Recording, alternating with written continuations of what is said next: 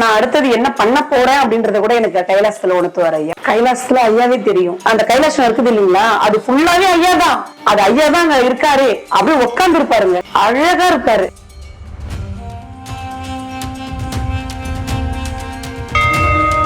பயங்கரமான எக்ஸ்பீரியன்ஸ் என்ன தெரியுமா, நான் காலையில பூஜை பண்றேன்ல, ஐயா நேரம் என்னுடைய வெளிச்சமா அப்படியே அந்த சன்லைட் அப்படியே போய் என்னுடைய சாமியோட அந்த போட்டோஸ் இருக்கு பாருங்க, அதுல போயிடும்.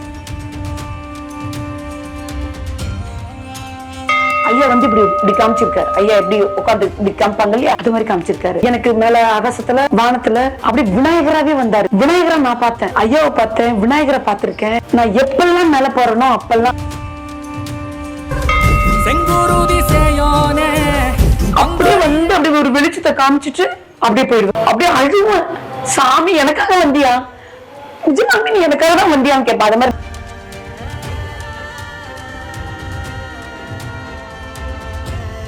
என்னோட வாழ்றாரு, நான் அவரோட வாழ்றேன். இது 100% உண்மை.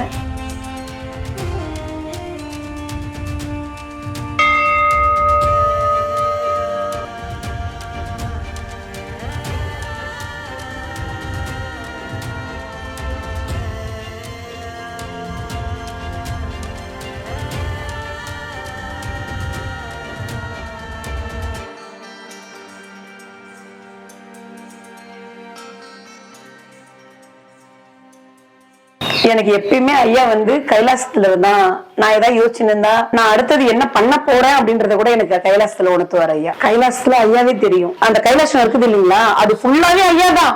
அது ஐயா தான் அங்க இருக்காரு. அப்படியே உட்கார்ந்து இருப்பாருங்க, அழகா இருப்பாரு. என்ன காமிச்சிருக்காரு, என் பசங்களை காமிச்சிருக்காரு, என் கணவரை காமிச்சிருக்காரு. அப்புறம் நான் என்ன அடுத்த கட்டம் பண்றேன்றத கூட எனக்கு காமிப்பாரு. எனக்கு கைலாசத்துல தானே காமிப்பாங்க எந்த ஒரு விஷயம் இருந்தாலும். இப்ப எந்ததான் காமிச்சுட்டு இருக்கிறாங்க, நான் என்ன பண்றேன், எனக்கு என்ன அடுத்த டேர்ம்ஸ் அண்ட் மூவ்ஸ் எல்லாத்தையுமே ஐயா வந்து எனக்கு கைலாசத்துல காமிப்பாங்க. கைலாசத்துல ஐயா விநாயகரை காமிச்சார். ஐயோ இதை சொல்லணுங்க, பயங்கரமான எக்ஸ்பீரியன்ஸ் என்ன தெரியுமா, நான் காலையில பூஜை பண்றேன்ல, ஐயா நேரம் என்னுடைய வெளிச்சமா அப்படியே அந்த சன்லைட் அப்படியே போய் என்னுடைய சாமியோட அந்த போட்டோஸ் இருக்கு பாருங்க, அதுல போயிடும். டெய்லியும் போஸ்ட் பண்ணியிருக்கேன் பாருங்க. அதே மாதிரி நான் மேல போய் பூஜை பண்ணுவேன் ஐயாக்கு. அப்படி வருவாருங்க, நிறைய தடவை காட்சி கொடுத்துருக்கிறாரு ஐயா. ஐயாவே வருவாரு. ஐயா வந்து இப்படி காமிச்சிருக்காரு. ஐயா எப்படி உட்காந்து இப்படி காமிப்பாங்க இல்லையா, அது மாதிரி காமிச்சிருக்காரு. அதே மாதிரி எனக்கு மேல ஆகாசத்துல வானத்துல அப்படி விநாயகராவே வந்தாரு. விநாயகரை நான் பார்த்தேன், ஐயாவை பார்த்தேன், விநாயகரை பார்த்திருக்கேன். நான் எப்பெல்லாம் மேல போறேனோ அப்பெல்லாம் ஒரு மழை வருது, நான் படைக்க போறேன், நான் போய் வத்தி காமிக்கிறேன், என்னால இன்னைக்கு ஐயா வரல அப்படின்னு சொல்லிட்டு அப்படியே உட்கார்ந்து இருப்பேன். சத்தியமா சொல்றாங்க, இதெல்லாம் பயங்கர எக்ஸலண்டான ஒரு எக்ஸ்பீரியன்ஸ் தெரியுமா. அப்படியே வருவாருங்க, இந்த கருகிக்கு இருக்கும். அப்படியே வந்து அப்படியே ஒரு வெளிச்சத்தை காமிச்சிட்டு அப்படியே போயிடுவார். அப்படியே அழுவேன், சாமி எனக்காக வந்தியா, நிஜமாவே நீ எனக்காக தான் வந்தியான்னு கேட்பா. அது மாதிரி நெடுமுதல சாமியை சோதிச்சுட்டு, இது சரி எனக்கு இருக்கு, இது மண் எத்தனை தடவை கேட்டாலும் வரணும்ட்டு எனக்காகவே எங்க ஐயா வருவாங்க. எனக்கு அது பயங்கரமான எக்ஸ்பீரியன்ஸுங்க. அது எனக்கு ரொம்ப பிடிக்கும். மேல போய் படைக்க போயிட்டாலே எங்க ஐயா ஒரு நாள் வரலனாலே எனக்கு ஒரு மாதிரி ஆயிடும். நிஜமா சொல்றேன், எனக்கு சாப்பாடு தண்ணி கூட எல்லாரும் போய் எனக்கு அது கொடுன்னு கேட்பாங்க. டெய்லி எனக்கு சோறு போடு சாமி, எனக்கு அது போதும் அப்படின்னு சொல்லுவேன். என் பசங்களுக்கு ஞானம் அறிவு இதை கொடுன்னு தான் கேட்பேன். உன்னை நம்பி யாரு எது கேட்டாலும் அதை நீங்க செய்யுங்க சாமின்னு சொல்லுவேன். வேற எதுவுமே நான் போய் எனக்கு அது வேணும் இது வேணும் எனக்கு எந்த ஆசையும் இல்லைங்க. ஐயா கிட்ட போக போக ஆசை எல்லாத்தையுமே எடுத்துருவாரு. ஃபர்ஸ்ட் ஆஃப் ஆல் என்ன மாதிரி எல்லாம் ட்ரெஸ் பண்றவங்க பயங்கரமா இந்த கை நிறைய மோதிரம், இந்த கை நிறைய எல்லாமே பவுண்டர் போட்டிருப்பேன். எல்லாத்தையும் தூக்கி ஐயா கழுத்துல போட்டு விட்டேன், எல்லாத்தையும் தூக்கி கட்டி உள்ள வச்சுட்டேன். அது ஏன்னே தெரியாது, தெரியல அது எதனால இப்படி போகுது, எதனால நான் இப்படி இருக்கிறேன், ஐயாவை நான் ஏன் இவ்வளவு பற்றா நேசிக்கிறேன், ஐயா என்ன ஏன் இவ்வளவு ஒரு வழி நடத்துறாங்க அப்படின்ற எந்த ரீசனுமே எனக்கு இது வரைக்கும் தெரியாது. எனக்கு முருகனை பிடிக்கும். முருகன் நான் வாழ்ந்த காலத்துல முருகன் வாழ்ந்திருக்கார். சர்க்குரு ஐயா கணக்கன்பட்டி பழனிசாமி சுவாமிகள் முருகன் அப்படின்னா அது உண்மை. அவருதான் முருகன், அவருதான் சிவன், ரெண்டாவும் காமிச்சிட்டார். என்னோட மொபைல்ல பாத்துட்டே இருப்பாங்க. இப்ப கூட ரீசெண்டா ஒரு 3-4 டேஸ்க்கு முன்னாடி நான் அப்படியே சிவன் காலில் அப்படியே நான் தெரியுறேங்க. நான் அனுப்பி ஒரு 4 டிவோட்டிட்ட கேட்கிறேன், அது ஊரு டிவோட்டி கரெக்டா நீங்க தானங்கம்மா அப்படின்னு சொன்னாங்க. எனக்கு அப்படியே செம ஷாக் ஆயிடுச்சு. அது நான் தான், எனக்கே தெரியுது. எங்க ஐயா காலில் விழுந்தது. எங்க ஐயா எனக்கு காமிக்கிறாரு, நீ என்கிட்டதான் இருக்க. ஏன்னா நான் 24 மணி நேரம் ஓடி ஓடி எங்க ஐயா காலையில தானே விழுறேன். அது எனக்கு காமிச்சிருந்தாங்க. அது இன்னொன்னு கூட சொல்லணுங்க, இந்த இது வந்துச்சு பாருங்க தீபம். அந்த தீபத்தப்ப என்னோட ஃப்ரெண்டு வந்து போஸ்ட் போடுறாங்க. யாரு? புத்தர் போஸ்டர் போட்டு ஒரு விளக்கு போட்டிருந்தாங்க. அந்த புத்தர் நான் பார்க்கும்போது எனக்கு ஹனுமான காட்சி கொடுத்தாருங்க. வச்சிருக்கேன். ஐயா என்னன்னாவா எனக்கு காட்சி கொடுத்தாரு அப்படின்றத அப்படி வாய் மாறுது. ஹனுமானா என்ன புத்தர்? என் பசங்க இங்க வாங்க, இங்க பாருங்க, இப்படி பாருங்க, அப்படி பாருங்க. அந்த அம்மாக்கு அனுப்பி இங்க கடைசியில பார்த்தா அவங்களும் பெரியவாவை கும்பிடுறவங்க. ஆமாங்கண்ணா, அதனாலதான் உங்களுக்கு அப்படி காமிச்சிருக்காங்க அப்படின்னு சொல்லி சொன்னாங்க. அவங்க பயங்கர தீவிரம். கனகம்பட்டி ஐயா என்னோட வாழ்றாரு, நான் அவரோட வாழ்றேன். இது 100% உண்மை. எங்க ஐயா எங்க வீட்டுல எங்களோட ஒரு ஆளா, எங்க ஐயாவுக்கு படைக்கிற துணி எல்லாமே வந்து எல்லாம் தனியா போட்டு வாஷ் பண்ணி இது பண்ணு, எல்லாமே எல்லாமே எங்க வீட்டுல எங்க ஐயாவுக்கு நான் எப்படி என் பிள்ளைங்களுக்கு பண்றேன்னா அதே மாதிரி எங்க ஐயாவுக்கு பண்ணும். நிஜமாதான். ஒரு சின்ன சின்ன பிங்க் கலர் ட்ரெஸ் எல்லாம் போட்டா கூட சின்ன தலப்பாவா இருக்கும். எங்க ட்ரெஸ் கூட போட்டுக்குவோம். எங்க ஐயாவுக்கு போடுவோம். அவ்வளோ எங்க வீட்டு ஆளுங்க, எங்க வீட்டு ஆளு எங்க ஐயா.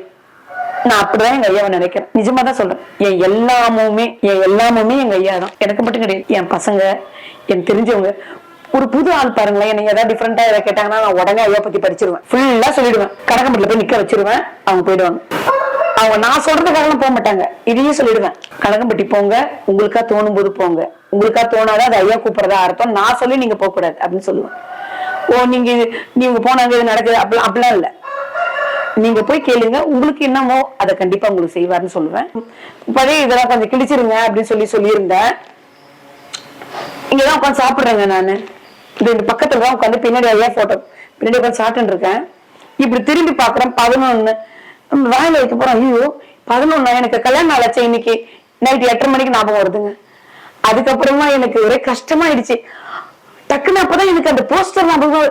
ஐயோ ஐயா வந்து நம்மளுக்கு முன்னாடியே சொல்லியிருக்காரு, நம்மளுக்கு உணரவே இல்லை நம்ம அப்படின்னு சொல்லிட்டு இது எனக்கு பயங்கரமான ஒரு இது. அதுக்கப்புறம் போய் ஐயாவை கட்டி பிடிச்சி அழுது, ஐயா நான் கூடயும் போய் நீதான் உண்மை, இந்த உலகத்துல நீ மட்டும்தான் ஐயா உண்மை, என்னை பொறுத்த வரைக்கும் சத்தியமா சொல்றேன் அப்படின்னு சொல்லி அதுக்கப்புறம் ரொம்ப நன்றிங்க ஐயா. அதுக்கப்புறம் தான் நான் போஸ்டரே ஸ்டேட்டஸ்ல போட்டேங்க. எனக்கு இன்னைக்கு வெட்டிங் அப்படி ஆனிவர்சரின்ட்டு எனக்கே பயங்கர காமெடி ஆகி போச்சு. அதுக்கப்புறம் அதுக்கு அடுத்த நாள் தான் நான் என் கணவருக்கு வாழ்த்துக்கள் சொன்னேன். அவங்க வெளியில இருக்கிறாங்க, அவுட் ஆஃப் ஸ்டேஷன். ஸோ உங்களுக்கு வாழ்த்துக்கள் சொன்னேன். ஸோ இது மாதிரி ஒரு சின்ன சின்ன மிராக்கல்ஸ் எல்லாம் அடிக்கடி எனக்கு பண்ணிட்டே இருப்பாங்க ஐயா. அவரோட பயணிக்கணும் சொல்லுவாங்க தெரியுமா. எனக்கு சித்தர்னா யாருன்னு கூட எனக்கு தெரியாதுங்க. நிஜமான கணக்கப்பட்டின்ற ஊரு கூட எனக்கு தெரியாது. எங்கேயோ கிடக்குறேன் நான். எங்க புதுச்சேரியில அண்ணா நகர்ல இருக்கிற நானு, எனக்கு நிஜமானே தெரியாதுங்க. இப்ப வாழ்றேன் ஐயோட ஒரு நாளும் ஒரு நிமிஷமும். சரி இது நமக்கு ஐயா செய்வாங்கல்ல. யாராவது என்கிட்ட கேட்டாங்கன்னாக்கா ஐயாட்ட சொல்லிடுவேன், ஐயா இது மாதிரி கேட்கறாங்க ஐயா நீங்க பாத்துங்க. எனக்கு அந்த அளவுக்கு எல்லாம் ஐயா இன்னும் வந்து எனக்கு நான் அவ்வளவு பெரிய ஆள் தான் நான் இன்னும் கிடையாதுங்க. நானும் இப்பயும் சொல்றேன், நான் சாதா ஒரு ஆள் தான். என்ன ஐயா செலக்ட் பண்ணி எனக்கு இவ்வளவு விஷயங்கள் காமிக்கிறாருன்றதே ஐயா எனக்கு கொடுத்த வரமாவும் அவர் கொடுத்த பிச்சையாவும் நான் நினைக்கிறேன். நான் வந்து அவரோட பயணிக்கிற ஒவ்வொரு நாளும் ஹாப்பியா இந்த நாள் கொடுத்ததுக்கு நன்றின்னு சொல்வேன். எப்பயுமே 4:30 மணி விளக்கெல்லாம் என் ஜென்மத்திலுமே நான் போட்டதே கிடையாது. அதெல்லாம் இந்த 3 மணிக்கு ஒரு முழிப்பு வரும், ஐயா கொடுப்பாங்க. நான் போயிட்டு ஏதாவது விளக்கு போடுவேன். அப்படியே நைஸா போய் ஐயா கிட்ட தூங்குறான்னு சொல்லி நைஸா அப்படியே படுத்துட்டு இருப்பேன். திடீர்னு அப்படியே என்னமோ தெரியாது எனக்கு விபூதி போடணுன்ற மாதிரி தோணும். திடீர்னு போயிட்டு விபூதி போட்டுன்னு உட்காந்துருப்பேன். இது மாதிரி சின்ன சின்ன சின்ன சின்ன விஷயம். நான் ஐயா வந்து வீடியோஸ் எல்லாம் பார்த்தேன்ல, அவர் வாழ்ந்த காலத்தோட இதெல்லாம் அப்ப விபூதி போடுவாங்கல்ல, அப்பெல்லாம் நினைப்பேன், சாமி இவ்வளவு பேரு போட்டாங்க, ஏன் சாமி நான் வாழ்ந்தேனே, நீ வாழ்ந்த காலத்துல தானே வாழ்ந்தேன், ஒரு தடவையாவது எத்தனை தடவை அந்த பழனிக்கு நான் வந்திருப்பேன், ஒரு தடவையாவது எனக்கு அந்த பாக்கியத்தை கொடுத்துருக்க கூடாதா, வந்து உன்னை ஒரு தடவை பார்த்துருப்பேனே, சத்தியமா நான் வந்திருந்தேன் நான் அடிச்சே துடுத்து இருந்திருப்பீங்க ஐயா நீங்க அப்படின்ட்டு நான் அடிக்கடி நான் ஐயா கிட்ட சொல்லுவேன். அதனாலே என்னமோ தெரியாது டெய்லி விபூதி போட வச்சுட்டாருங்க. நான் டெய்லி விபூதி போட்டு இருக்கேன். அதனால என்னமோ தெரியல, சாமி எனக்கு கைலாசத்துல எல்லாத்தையும் காமிச்சுட்டு இருக்காரு. கைலாசம் தான் ஐயா, ஐயா தான் கைலாசம். இன்னும் சொல்லட்டுமா, கணக்கம்பட்டி சின்ன கைலாசம் போங்க, அங்க அந்த மண்ணுல காலை வைக்கிறவங்களுக்கு கைலாசத்துலதான் இடம். தயவு செய்து போங்க.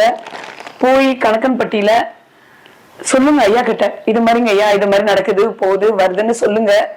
கைய கண்டிப்பா நம்ம கர்மாக்கு தகுந்த மாதிரி கிராஜுவலா அழகா ஒரு 3 மாசம் கழிச்சு திருப்பி பார்த்தோம்னு வச்சுக்கோங்களேன், ஏதோ ஒண்ணு நடத்தி வச்சிருப்பாரு. ஒரு 6 மாசம் கழிச்சு திரும்பி பார்த்தோம்னு வச்சுக்கோங்களேன், அதோட பெருசா ஒண்ணு நடத்தி வச்சிருப்பாரு. அவ்வளவு ஒரு உண்மை. இன்னைக்கும் நான் சொல்றேன், ஐயா தான் உண்மை, கணக்கன்பட்டி ஐயா தான் உண்மை. அவர் வாழ்றாரு, வாழ்ந்துட்டு இருக்காரு. இன்னைக்கு நான் உங்களோட பேசிட்டு இருக்கேன்னா, இதே சமயத்துல எத்தனை ஆயிரம் பேர் அவர் நினைக்கிறாங்களோ அத்தனை ஆயிரம் பேர் கூட இருப்பாருங்க. அதுதான் கடவுள். நான் சின்ன வயசுல எல்லாம் படிக்கிற காலத்துல ஏதா போய் சாமிகிட்ட வேண்டாம், ஏன் சாமி பேசவே மாட்டேங்கிறீங்க நீங்க அப்படின்னா கேட்பேன். ஆனா இப்ப அப்படிலாம் கிடையாது. இன்னைக்கு நான் கேட்டேன்னு வச்சுக்கோங்களேன், அடுத்த செகண்டா இருக்கு பதில். என் சிலை இருக்குது இல்ல, ஐயாவோட சிலை, அதை போய் கையை நின்று இப்படி பிடிச்சிட்டு இந்த தொடைய இப்படி பண்ணுவேன், சாமி சாமி அப்படி டக்குன்னு அது பிடிப்பாருங்க. சாமி இது மாதிரி அப்படின்னு சொல்லுவேன். எனக்கு ஏதாவது ஒரு, நான் தான் ஒரு கிறுக்காச்சு, ஏதாவது போய் கேட்டுட்டே இருப்பேன். அப்புறம் வேற யாரு இருக்கா நான் போய் பேசுறதுக்கு, அவரை விட்டா அவர்கிட்ட தான் போய் பேசிட்டு இருப்பேன். என்னோட முக்கால்வாசி நேரம் அவர்கிட்ட தான் கழிப்பேன். என் கோவமா இருந்தாலும் கோச்சுன்னு வந்துருவேன். அப்புறம் திடீர்னு போய் அங்க நிப்பேன், சரி சாமி நான் கூட கோச்சிட்டு இருக்கேன், நீ வந்துட்டு அப்படின்னு சொல்லுவேன். அப்புறம் அப்படியே மறந்துடும் அது. அப்புறம் ஒரு மாதிரி அதை அப்படியே நான் எதுக்காக ஃபீல் பண்றேனோ அந்த விஷயத்த அவ்வளவு ஒரு அழகா தத்ரூபமா முடிச்சு கொடுப்பாரு. மினுக்கே முடிச்சு கொடுத்துருவாரு. நான் ஏதாவது ஒரு இடம் போறேன்னு வச்சுக்கோங்க, நாம முடிச்சுட்டே போவேன். நான் எந்த விஷயத்துக்காக போறேன்னு எனக்கு முன்னாடியே அந்த விஷயத்த அப்படியே நான் போனோன்னு முடிச்சு கொடுக்குற மாதிரி பண்ணுவாங்க. ஒரு சின்ன பேங்க் போறேன்னு வச்சுக்கோங்களேன், அங்க நான் போயிட்டு பணம் எடுக்கிறது போய் நிக்கிறது, கியூலாம் நிக்கல, நான் போற மாதிரி நான் 2 பேர் தான் இருப்பாங்க. 10 பேர் நிக்கிற இடத்துல ஒரு அப்படியே போனோன்னு முடிச்சு கொடுத்துருவாரு. அது மாதிரி சின்ன சின்ன விஷயம்தான். எப்ப டிராவல் பண்ணாலும் சாமி நாமத்தை படிச்சுட்டே போவேன். என் பாப்பாவையும் படிக்க சொல்லுவேன். அதுங்களுக்கு எப்பயுமே அதுங்களுக்கும் இந்த மாதிரி சொல்லி கொடுத்துட்டே இருப்பேன். ஐயாட்ட கேளுங்க, ஐயா உங்களுக்கு நம்மளோட இருக்காரு, சத்தம் போட கூட ஐயா உள்ள இருக்காரு, கம்முன்னு இருங்க அப்படின்னு சொல்லுவேன். பசங்க யாராவது சத்தம் போட்டாங்கன்னா, ஐயா நீங்க நினைச்சுட்டு இருக்கீங்க அதுங்க சிலைன்ட்டு, அப்படி சிலை கிடையாதவரு அங்க உட்காந்துட்டு இருக்காரு அப்படின்னு சொல்லுவேன். ஸோ அதனால இந்த இறைமை டிவி நேயர்கள் அனைவருக்கும் நான் சொல்றது என்னன்னா, எல்லாருமே கடக்கம்பட்டி போங்க, தயவு செய்து போங்க. ஐயா நீங்க கேட்கறது எல்லாத்தையுமே ஐயா செய்வாங்க. அது புண்ணிய பூமி. நான் ஒரு தாங்க போனேன். உண்மை சொல்லட்டுங்களா, அந்த விரிய மரம் இருக்குல்ல, நான் இங்கிருந்து போறதுக்கு முன்னாடியே ஐயா வாழ்ந்த அத்தனையுமே 3 நாள் 22ஆம் தேதி எனக்கு காட்சி கொடுக்குறாங்க. 25ஆம் தேதிக்குள்ளேயே நான் உக்காந்து அவரை தவிர அவரோட ரிலேட்டடா என்னென்ன இருக்குதோ கனகம்பட்டி விஷன் அந்த சமயம் தான் அந்த டைம் நான் போன டைம் நினைக்கிறேன், ஈவினிங் டைம். ஸோ அதனால அந்த டைம்ல விடல. ஸோ ஐயா ஞாபகமா அது என்னவோ தெரியல, நான் திரும்ப லேட் ஆகுமோ நான் திரும்ப அவரை பாக்குறதுக்கு ஜீவசமாதியிலன்ட்டு அந்த விரிய மரத்துல ஒரு கல்லு எடுத்துன்னு வந்தாங்க. நானு அது என்னைக்கு நான் இங்க எடுத்துன்னு வந்தேனோ அன்னையில இருந்து ஐயாவா தான் பாவிக்கிறேன். சில வர்றதுக்கு முன்னாடி ஐயாவா தான் நான் பாவிச்சுட்டு இருக்கிறேன். அவரை எப்படி நான் இன்னைக்கு ஐயாவுக்கு என்ன செய்யறனோ அதேதான் இப்ப அந்த கல்லு அவருக்காக ஒரு சின்ன மலை மாதிரி செஞ்சு, அது அந்த கல்லு உள்ள மலைன்னா என்னது, விபூதியும் சந்தனத்தாலையும் போட்டு அது உள்ள வச்சு பூசி அது மேல சிவலிங்கத்தை வச்சு விபூதி பூஜை பண்ணிட்டு வரேன். ஸோ என்னோட பூஜையில பார்க்கலாம், நீங்க அதுல பார்த்துருப்பீங்க, நிறைய பேர் பார்த்துருப்பீங்க கண்டிப்பா. அது ஐயா ஒன்னும் தெரியுமா, இந்த நெத்திய அந்த கல்லுல நான் வச்சேன்னா அதுல அப்படியே ஐயா அப்படியே ஒரு வைப்ரேஷன் கொடுப்பாரு. ஸோ அதனால இப்பயும் சரி, அந்த சிலையா போய் நான் நெத்தி வச்சேன்னா கூட ஐயா அப்படியே ஒரு அழுத்தம் கொடுப்பாங்க. ஐயா வாழ்றாங்க, என் கூட மட்டும் இல்ல, இந்த மாதிரி எத்தனை ஆயிரம் பேர், எத்தனை கோடி மக்கள் இருக்கிறாங்க, அத்தனை ஆயிரம் கோடி மக்கள் கூடயும் ஐயா வாழ்ந்துட்டு தான் இருக்கிறாங்க. ரொம்ப நன்றி. சர்க்குருவே சரணம்.